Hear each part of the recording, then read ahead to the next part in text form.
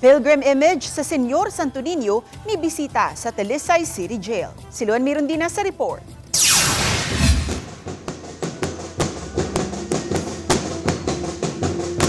Mga PDL nga sakop sa Catholic Bible Ministry ang nisugat sa imahin sa balaang bata sa pag-abot niini sa Talisay City Jail alas 4 sa hapon niadtong Sabado. Lakip sa nisugat ang mga PDL nga sakop usab sa drum corps ug ang ilang mga sinulog dancers. Human na pahimutang ang pilgrim image ni Senyor Santo Niño sa chapel, gisunodayon ang usa ka santos nga misa.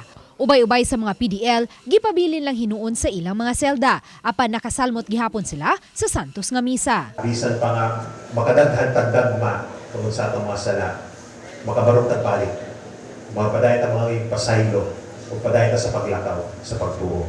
Human sa santos nga misa, nihalad og sayaw ngadto sa balaang bata ang mga sinulog dancers sa female dormitory.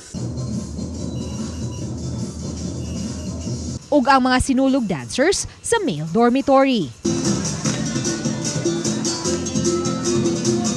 Ang pagbisita sa pilgrim image sa Senyor Santo Niño de Cebu sa Talisay City Jail lakip sa kutay sa pre-fiesta activities sa 461st Fiesta Senyor, diin bisitahon niini ang mga penitentiary centers ug hospitals. Mapasalamaton ang 41 anyos nga PDL nga si alias Bongs nga nahatagan og kahigayunan ang mga PDL sa Talisay City Jail nga mabisita sa balaang bata.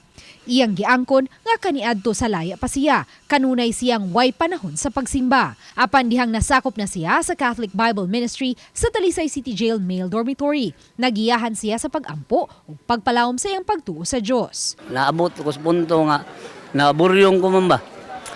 Dito ko niampo ato sa talas para makabawas ko. Unya karon nibalik ko sa Ginoo ni Senyor Santo Niño.